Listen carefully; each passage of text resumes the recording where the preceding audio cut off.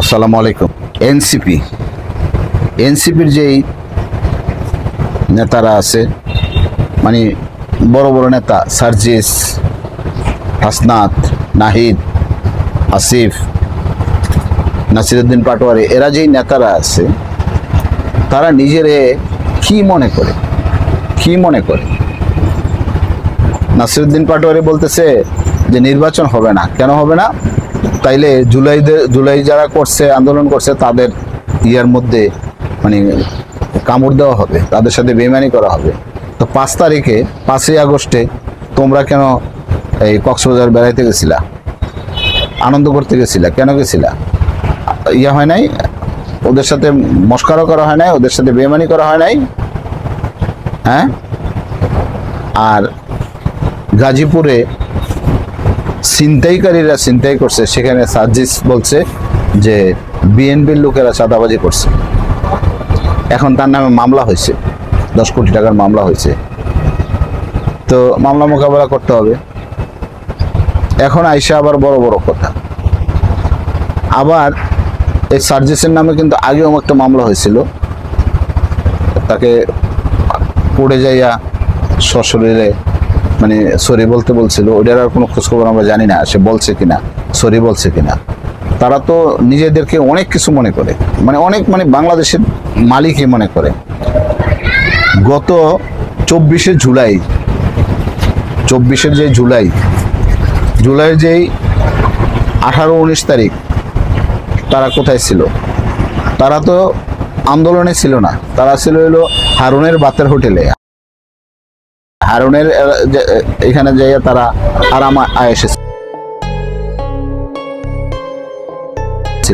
হারুন তাদেরকে লালন পালন করছে, খাবার দাবার দেখছি তো আমরা কিভাবে, কি সুন্দরভাবে খাবার দাবার করতেছে। যে ভিডিওতে আছে, এই যে দেখেন, ভিডিওটা দেখেন, সবাই খাচ্ছে এবং পরবর্তীতে তাদের আত্মীয় স্বজনরাও গেছে। তাইলে এই যে 18, 19, 20 তারিখ এগুলি ইন্টারনেট বন্ধ ছিল, এই তখন আন্দোলন কারা করছে?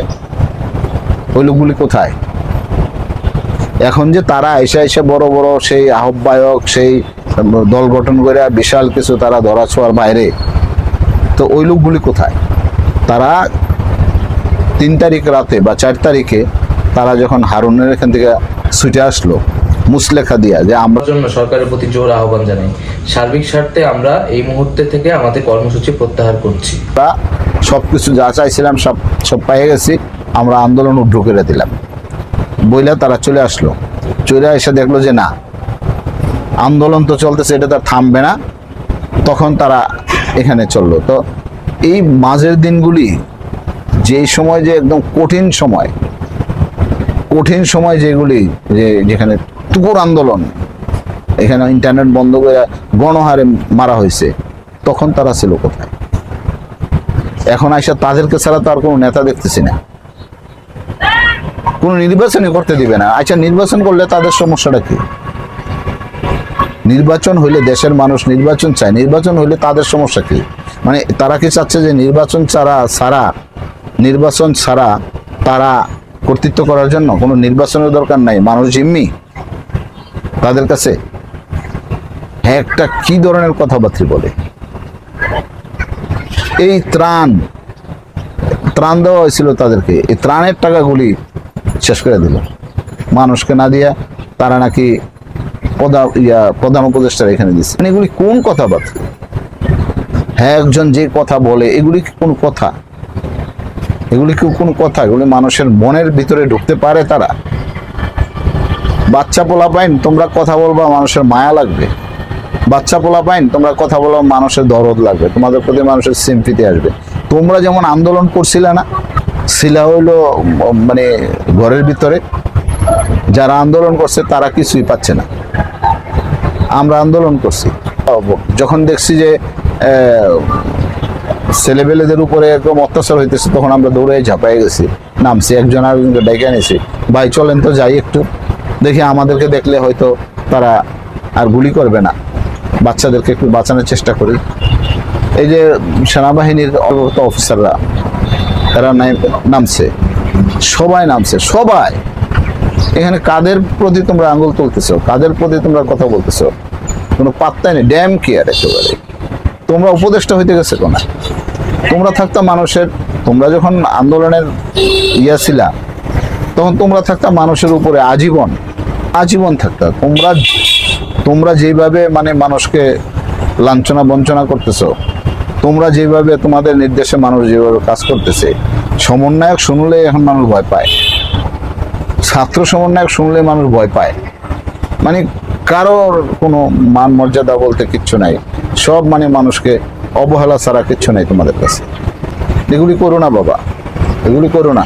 মানুষকে মূল্যায়ন করো, মানুষের ভিতরে ঢুকো, মানুষকে নিয়ে রাজনীতি করো। তোমাদের নিজেদের জন্য খালি তোমরা বলতেছো জনগণ জনগণ। জনগণ কারা? কোন জনগণ? জনগণ তো তোমরা চিনোই না।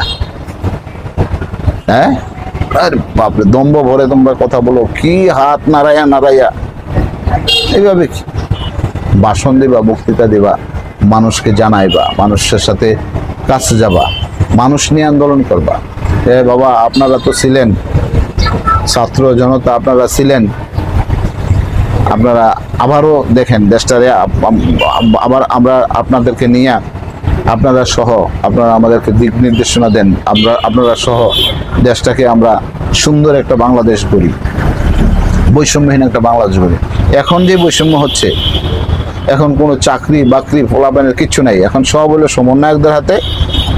সমন্বয়কদের কথা ছাড়া কারো কোনো কলম চলে না, কোনো সাংবাদিক চলে না, কোনো পুলিশ চলে না, কেউ চলে না, প্রশাসন চলে না, কিচ্ছুই না। আতঙ্কিত হয়ে গেছে মানুষ। একজন উপদেষ্টা 3টা 4টা করে পদ নিয়ে আসে,